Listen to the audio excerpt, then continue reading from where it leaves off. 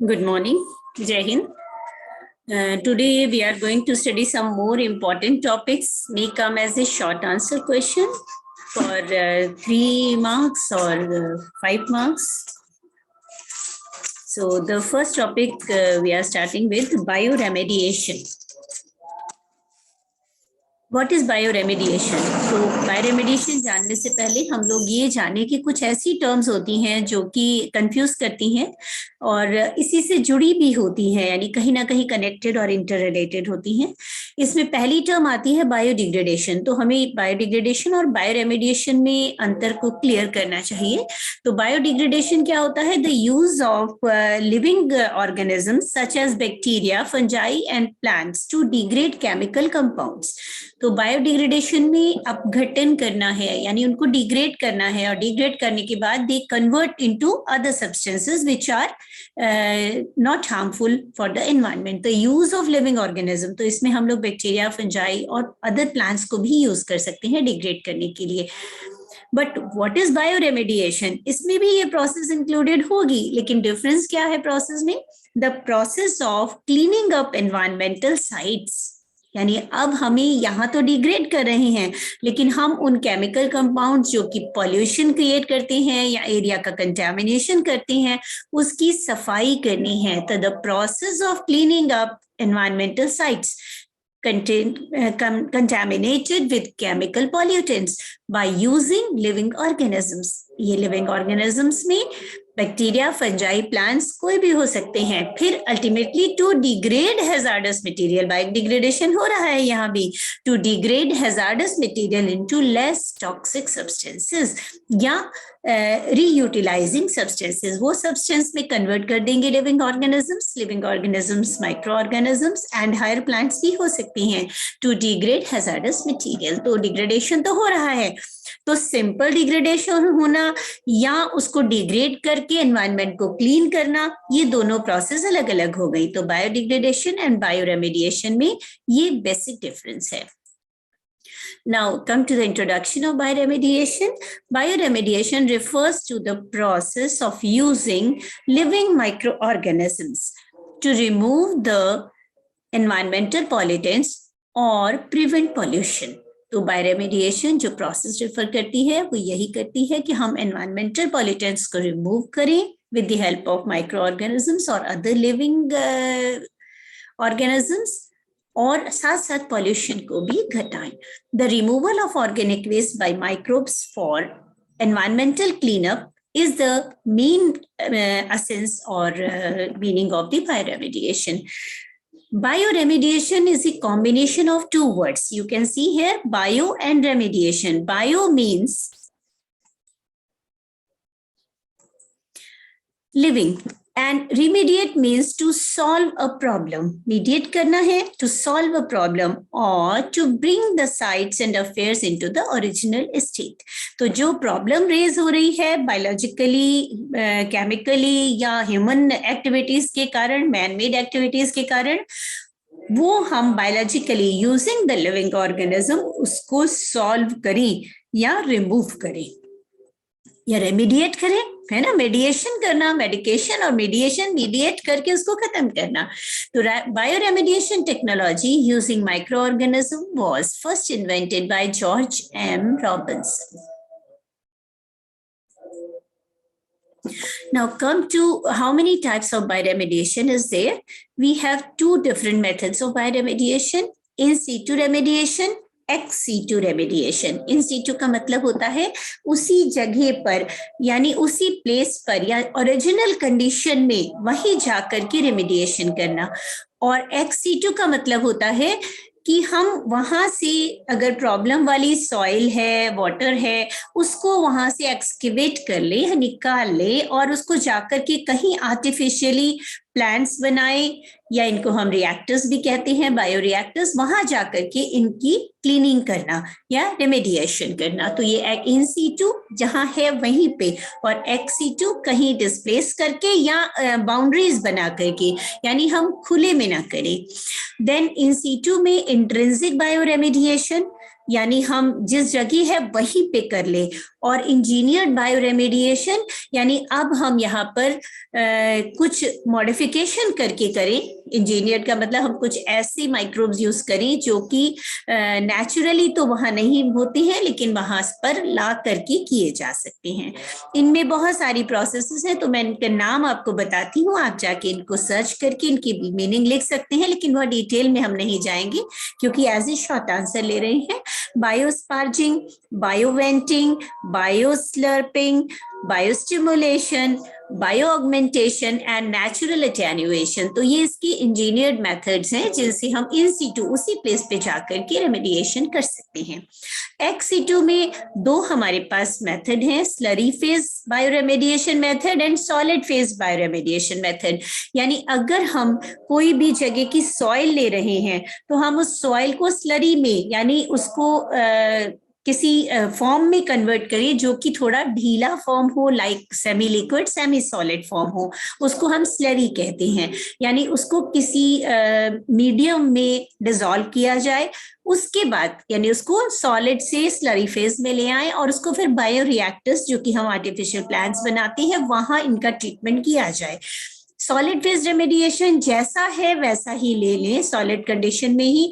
अगर लिक्विड भी है तो उसको पहले ड्राई करके सॉलिडिफाई करें, तब हम इन मेथड्स में यानी अलग अलग सिस्टम से कर सकते हैं, जैसे जिसमें है बायोपिलिंग यानी पिल्स बना करके बायोलॉजिकल ऑर्गेनिजम्स यूज करें, लैंड फार्मिंग यानी हम किसी दूसरी लैंड में ले जा करके लैंडफिल्स करें और वहां पर ट्रीटमेंट करें। एक जगह से उठाया हमने सब्सटेंस और एक जगह बना दी है कि यहाँ होता है, इनको लैंडफिल्स भी कहती है, वहां पर इनका ट्रीटमेंट किया जाए।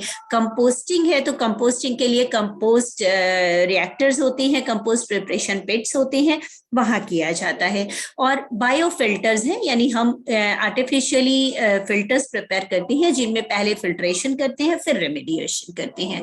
तो इस तरह से ये डिफरेंट मेथड्स हम लोग यूज कर सकते हैं। उसी में थोड़ा और डिस्क्राइब करते हुए कि किस और कितनी तरह का बायो रेमेडिएशन हो सकता है। तो on the basis of type of degradation, पहला कि हम लोग किस टाइप से डिग्रेड कर रहे हैं इसको, डिग्रेडेशन तो हो ही रहा है बायोडिग्रेडेशन, तो biodegradation is a process in bioremediation. Bioremediation में वो एक प्रोसेस है। तो पहला है बायो ट्रांसफॉर्मेशन, यानी हम बायोलॉजिकली उन केमिकल्स या टॉक्सिक सब्सटेंसेस को, हार्मफुल पॉल्यूटेंट्स को डिग्रेड करें, but how we transform them, एक फॉर्म से दूसरे फॉर्म में ट्रांसफॉर्म करें जो कि लेस टॉक्सिक हो सकती है। जैसे हम लोग कंबाइंड फॉर्म भी कर सकते हैं, यानी हम कुछ माइक्रो ऑर्गेनिज्म ऐसी हैं कि जो टॉक्सिक फॉर्म है उसको लेस टॉक्सिक ऑर्गेनिक सब्सटेंसेस में कन्वर्ट कर देती हैं या मिनरल्स में कन्वर्ट कर देती हैं, तो वो आगे आएगी प्रोसेस। सेकंड है बायोडिग्रेडेशन, यानी डिग्रेड ही कर दे, डिग्रेड करके लेस टॉक्सिक की जगह वो अलग अलग सब्सटेंसेस फॉर्म कर दें जो कि अलग ऑर्गेनिक सब्सटेंसेस हो सकते हैं, जैसे ऑर्गेनिक मॉलिक्यूल्स, बायोमॉलिक्यूल्स हैं कि न्यूक्लिक एसिड्स हैं, प्रोटीन्स हैं, लिपिड्स हैं, इनको डिग्रेड कर दें जो कि हाईली टॉक्सिक हो सकते हैं सब्सटेंस। उनमें लेड हो सकता है, लेड को किसी फॉर्म में डिग्रेड कर दें, आर्सेनिक हो सकता है। तो इस तरह से ये बायोडिग्रेडेशन है। देन मिनरलाइजेशन, यानी जो भी सब्सटेंसेस हैं ऑर्गेनिक, इनऑर्गेनिक, टॉक्सिक, उन सब को कन्वर्ट करके मिनरल्स में, है ना, जो माइक्रो और मैक्रो न्यूट्रिएंट्स हैं उनमें कन्वर्ट कर दें। तो ये on the basis of degradation है। On the basis of type of micro organism used, अब हम जो माइक्रो ऑर्गेनिज्म यूज कर रहे हैं उनकी टाइप पे भी इसको हम रेमेडिएशन टाइप दे सकते हैं।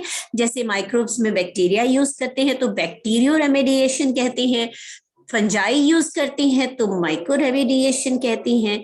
और अगर हम दूसरे प्लांट्स लाइक टेरिडोफाइट्स यूज कर सकते हैं या हायर एंजियोस्पर्मिक प्लांट्स या ब्रायोफाइट्स यूज कर सकते हैं तो हम इसको फाइटोरेमेडिएशन कहते हैं। और कंपोस्ट बायोरेमेडिएशन है, जैसे अर्थवॉर्म वगैरह हम लोग यूज कर सकते हैं, वर्मी कंपोस्ट प्रिपेयर कर सकते हैं इनसे, तो इसको हम कंपोस्ट रेमेडिएशन कहते हैं। तो इस तरह से on the basis of micro organism they may be of different types. Now come to microbes involved in this bioremediation process. There are several microbes involved, including bacteria, fungi, yeast, algae, protozoa, etc.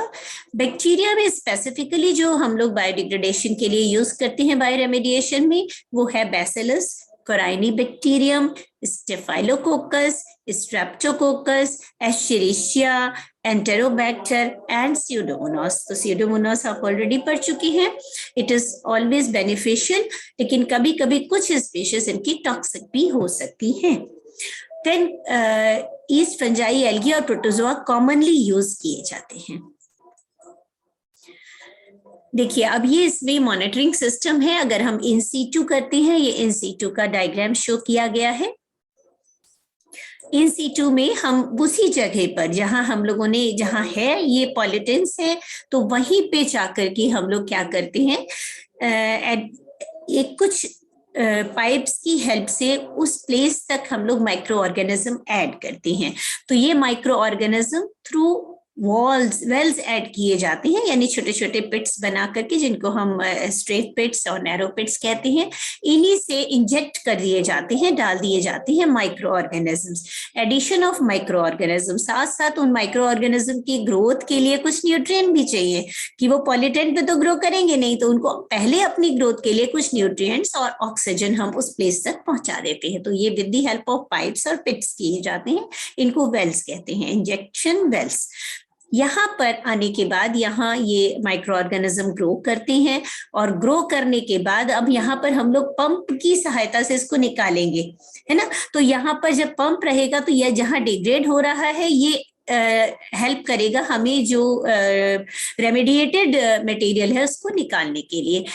बीच में एक monitoring system लगाया जाता है जहां monitor करते रहते हैं, जहां ये पता लगता रहता है कि ऑक्सीजन डेफिशिएंट तो नहीं हो रही, न्यूट्रिएंट सफिशिएंट है, तो इसको हम मॉनिटरिंग वेल कहते हैं। यहाँ मीट्रिक यूनिट लगा देते हैं। तो ये हम कर रहे हैं इन सीटू, वहीं जाकर के हमने प्रिपेयर किया। तो ये वाटर टेबल के अंदर अगर पॉल्यूटेंट्स आ गए हैं तो वहां पर हम वाटर टेबल तक ले जाएंगे इसको, अगर सॉइल एरिया में है तो सॉइल एरिया तक ले जाएंगे।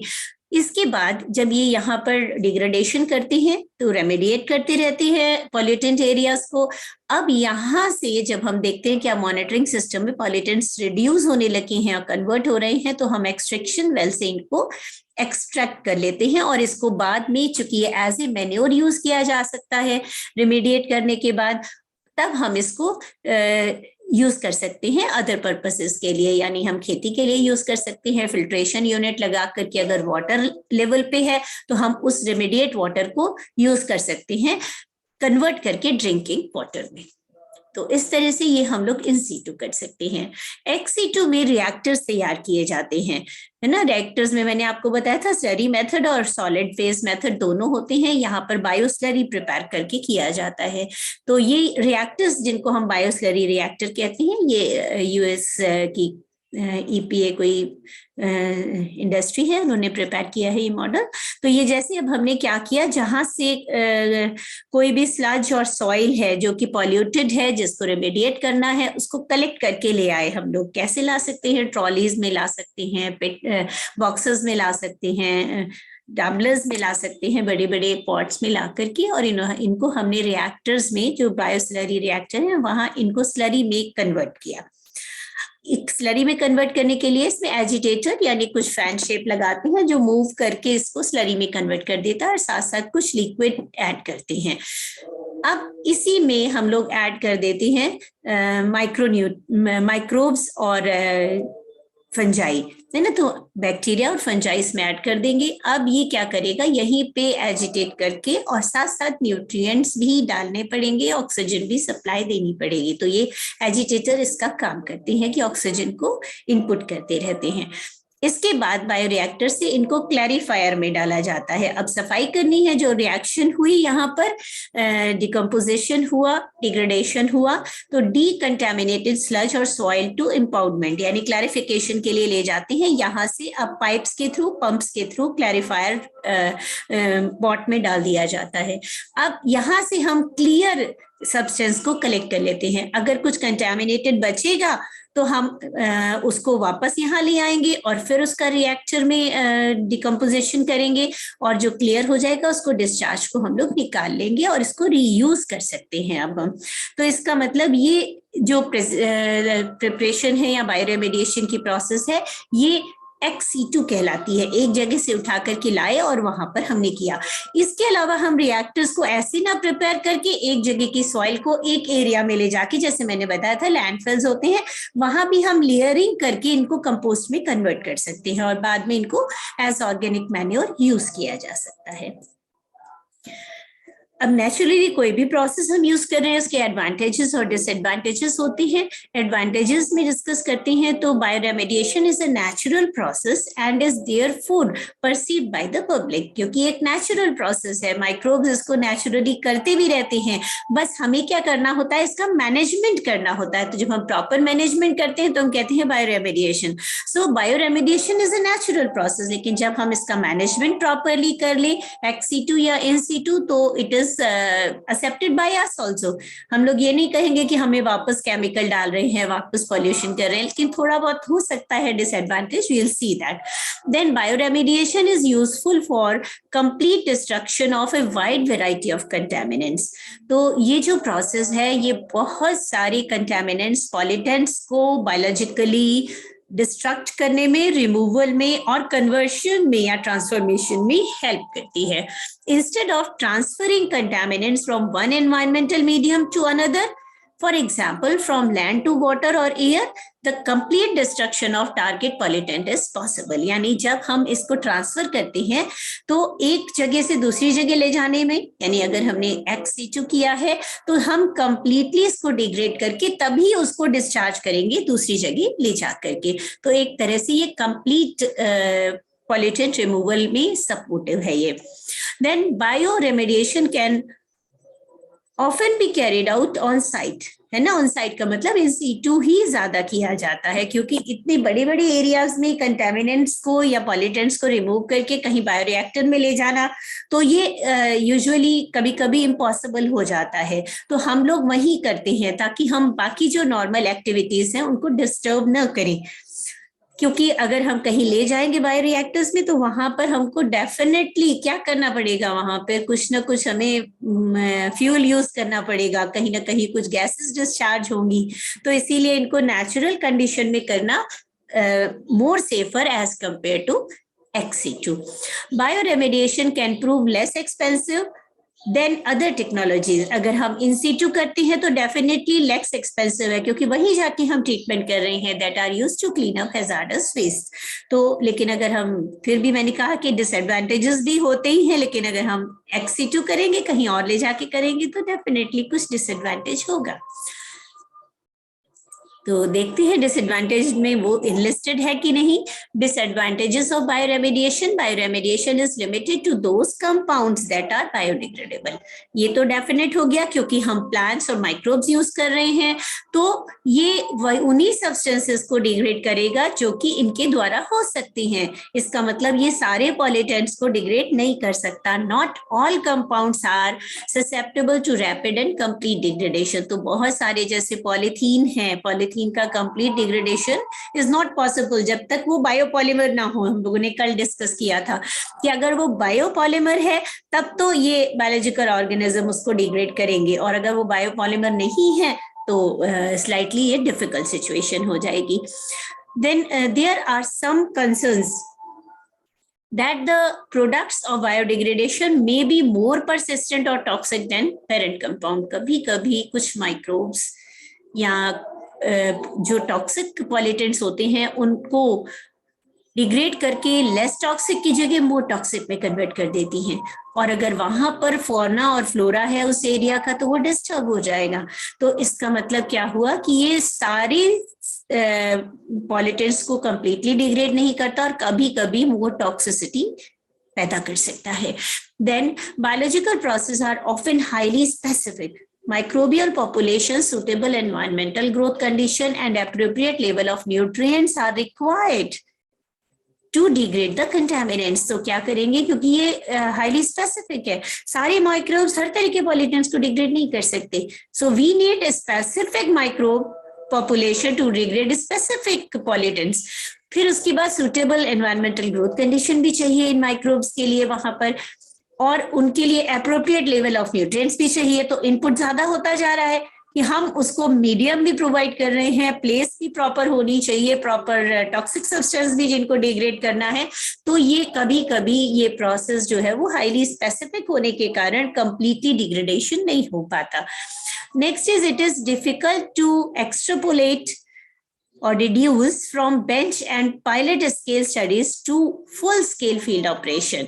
यानी अगर हमने इसको रिएक्टर्स में ले जाके किया तो हम कंप्लीटली इसको फील्ड में कंज्यूम करा सकते हैं कि नहीं, जो हमने डिग्रेड करके लेस टॉक्सिक सब्सटेंस बनाया है। Then bioremediation often takes longer than other treatment options. कभी कभी बहुत ज्यादा समय लग जाता है इसको, कि पूरी तरह से डिग्रेडेशन भी नहीं हो पाता और हमें बहुत समय लग जाता है इस प्रोसेस को कंप्लीट करने में। चलिए आते हैं नेक्स्ट, एक और नया टॉपिक हम लोग लेते हैं। This is also as a short answer question, आपके 3 नंबर में भी आ सकता है, 5 मार्क्स में भी आ सकता है।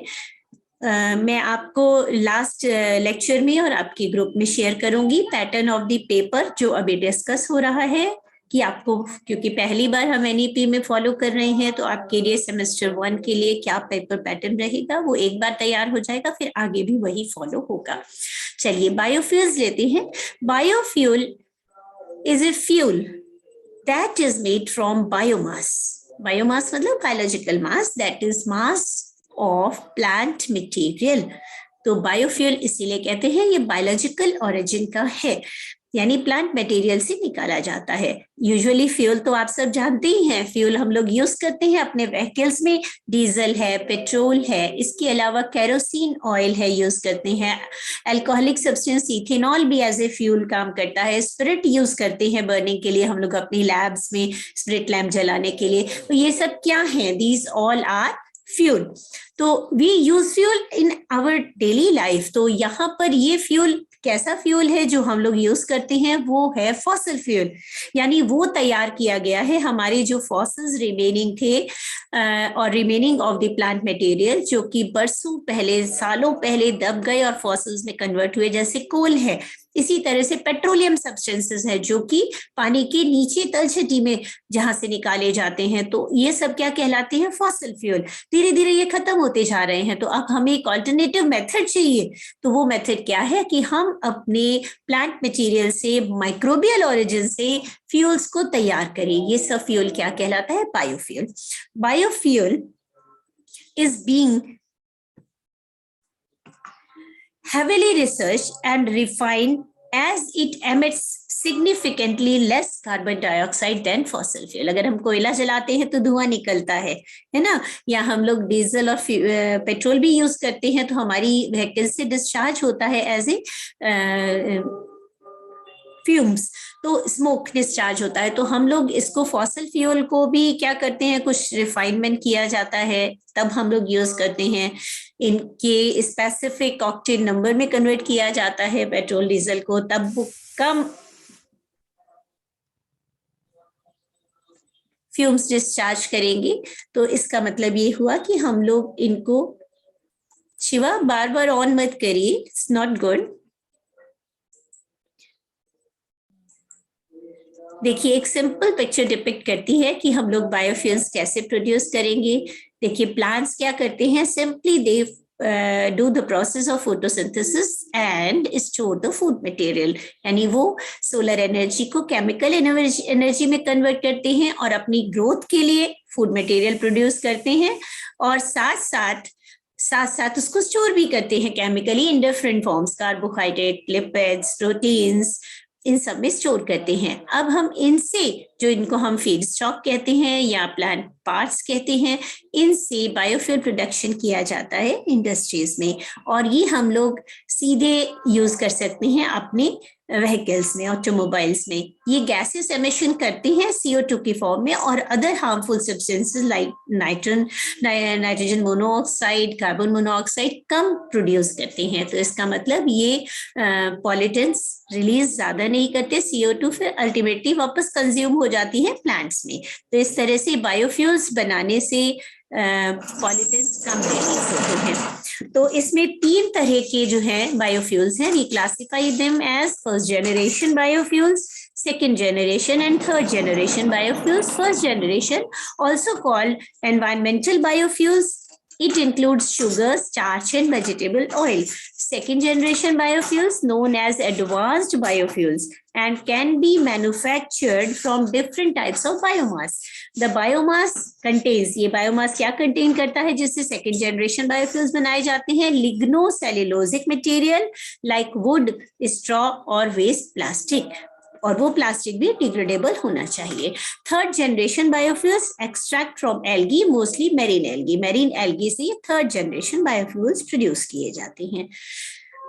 अब बायोफ्यूल्स में स्पेसिफिकली हम लोग बायोडीजल की भी बात करते हैं। तो बायोफ्यूल्स तो एक कंबाइंड वर्ड यूज की गई है, आर क्रिएटेड फ्रॉम वेजिटेबल और animal based oils, for example canola और soybean oil, palm oil, grease, sewage of left over trash, इन सबसे प्रिपेयर किए जाते हैं। Biofuel as a common word, it is used and fuels for used as a fuel for vehicles, है ना। देखिए यहाँ पर ग्रो किया गया है ना, सोयाबीन और कैनोला ग्रो किया जाता है, इससे एक्सट्रैक्ट करते हैं लार्ज स्केल पर, और ये रिन्यूएबल है। Biodiesel is also a type of fuel created by vegetable or animal oils, but it is often blended with regular diesel.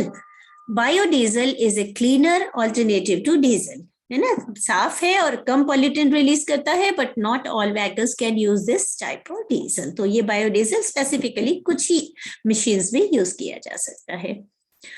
अब बायोडीजल प्रोडक्शन के लिए एक बेसिक स्कीम दी गई है कि किस तरह से प्रिपेयर करते हैं इसको। तो इसमें हम लोग क्या करते हैं, सबसे पहले वेजिटेबल ऑयल, एनिमल फैट और वेस्ट को यूज करते हैं। देन ट्रांसस्टेरिफिकेशन किया जाता है। इसके बाद ये जो है ये क्रूड बायोडीजल प्रोड्यूस करता है, इसको रिफाइनरी में ले जाकर के रिफाइन कर दिया जाता है और बायोडीजल प्रिपेयर किया जाता है। और इसके बाद अगर यहाँ से हम इस प्रोसेस को क्रूड बायोडीजल ना कन्वर्ट करें तो इसमें दूसरी चीज जो है क्रूड ग्लिसरीन प्रिपेयर होती है। अब इस ग्लिसरीन को फिर हम लोग इंडस्ट्री में रिफाइनिंग के लिए ले जाते हैं और प्योर ग्लिसरीन या ग्लिसरॉल निकालते हैं, जो कि आप लोग लैब में भी यूज करते हैं, कमर्शियली भी यूज किया जाता है बहुत सारे सब्सटेंसेस लाइक सोप में और ऑयल्स में। इसके बाद जब हम इसका रिफाइनमेंट करते हैं तो इससे मीथेनॉल की रिकवरी होती है ना, ये फ्रैक्शनल डिस्टिलेशन से किया जाता है। This methanol which we recover, इसको हम कैटलिस्ट से कन्वर्ट करके और फिर इसका ट्रांसस्टेरिफिकेशन करते हैं और क्रूड बायोडीजल प्रिपेयर कर लेते हैं। तो इसका मतलब ये प्रोसेस सर्कुलेशन में होती है। तो बेसिकली हम लोग प्लांट मटेरियल का यूज करके और इस तरह से इसको प्रोड्यूस करते हैं। तो इसमें ये प्रोसेसेस है, ऑयल एक्सट्रैक्शन पहले किया जाएगा प्लांट से, देन डीगमिंग प्रोसेस की जाएगी, then determine the amount of methanol and catalyst add किया जाएगा, देन ट्रांसस्टेरिफिकेशन प्रोसेस की जाएगी, देन न्यूट्रलाइजेशन किया जाएगा, methanol recovery, crude glycerine and biodiesel separation किया जाएगा और क्रूड बायोडीजल का प्योरिफिकेशन किया जाएगा। तो ये डिफरेंट स्टेप्स है इसकी पूरी प्रोसेस में प्रोडक्शन की। एडवांटेजेस एंड डिसएडवांटेजेस, ये एक अच्छा फिगर मिल गया था तो मैंने इसको साथ ही ले लिया ताकि साथ साथ आपको बता सकूं। एडवांटेजेस में कॉस्ट बेनिफिट इसका अच्छा है, यानी जितनी कॉस्ट यानी लागत हम लगाते हैं उसके कंपैरिजन में बेनिफिट हमको मिलता है। इजी टू सोर्स है, यानी हमें बायोलॉजिकल सोर्स इजीली मिल जाएगा, हम लोग क्रॉपिंग कर सकते हैं, अपनी खेती इसकी पूरी करके और उगा सकते हैं और रिन्यू भी कर सकते हैं, यानी साल दर साल उसको प्रिपेयर किया जा सकता है। रिन्यूएबल है, यानी हम फॉसिल फ्यूल तो रिन्यूएबल नहीं है, हजारों हजार वर्ष में बनते हैं फॉसिल फ्यूल्स, लेकिन इसको हम लोग हर सीजन में ग्रो कर सकते हैं। दूसरा, रिड्यूस करती है ग्रीन हाउस गैसेस को, यानी ये बहुत ज्यादा carbon monoxide like gases produce नहीं करते। इकोनॉमिक है, यानी चीपर है comparatively. Reduce dependence on the fossil fuel, तो हम फॉसिल फ्यूल पर जो डिपेंड कर रहे हैं उस डिपेंडेंसी को भी ये कम करते हैं। डिसएडवांटेजेस हैं, अगर हम इनको रिफाइनरी में लेके जाते हैं तो थोड़ी सी कॉस्ट इसकी बढ़ जाती है, हाई कॉस्ट ऑफ प्रोडक्शन हो जाता है। क्यों? क्योंकि हमें कई बार क्या होता है, कुछ चीजों के लिए ग्रो कराने के लिए पौधों को फर्टिलाइजर यूज करने पड़ते हैं, तो कॉस्ट ऑफ प्रोडक्शन प्लांट्स के लिए भी बढ़ जाता है। ये भी हो सकता है अगर हम इनसे ही बायोफ्यूल बनाने लगे, बायोडीजल बनाने लगे, तो हमारे खाने की कमी हो जाएगी, शॉर्टेज ऑफ फूड हो जाएगा एक दिन, तो हमें बैलेंस करके चलना पड़ेगा। तो ये इसका डिसएडवांटेज है। हाँ, कभी कभी हम लोग जब केमिकल फर्टिलाइजर या इंसेक्टिसाइड, पेस्टिसाइड अच्छी प्रोडक्शन के लिए यूज करते हैं तो वो एनवायरमेंटल पॉल्यूशन कॉज करता है। दूसरा, क्रॉप को उगाने के लिए वाटर तो यूज करना ही पड़ेगा, और इस वाटर यूज में कंजम्पशन ऑफ वाटर हम बढ़ा देंगे तो हो सकता है ड्रिंकेबल वाटर हमारे लिए कम हो जाए। तो this is all about 2 important questions जो हमने आज पढ़े, जिसमें बायोरेमेडिएशन एंड बायोफ्यूल्स मैंने बिल्कुल शॉर्ट आंसर के हिसाब से आपको दिया है, इजी लैंग्वेज लेकर के इनको आप लोग प्रिपेयर कर लेंगे।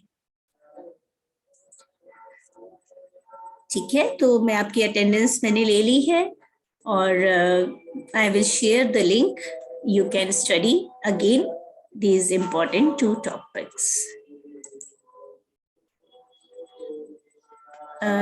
दानिश लिख रहे हैं, मैम मेरा नेटवर्क इशू आ रहा है इसलिए क्लास लीव हो रही है। कोई बात नहीं, आप लोग इसलिए कि जो लोग जुड़े हैं वो लोग पढ़ रहे हैं इसको, और कोई बात नहीं है, मैं लिंक शेयर करूंगी, आप इसको दोबारा इसको पढ़ लीजिएगा। Okay, so see you tomorrow.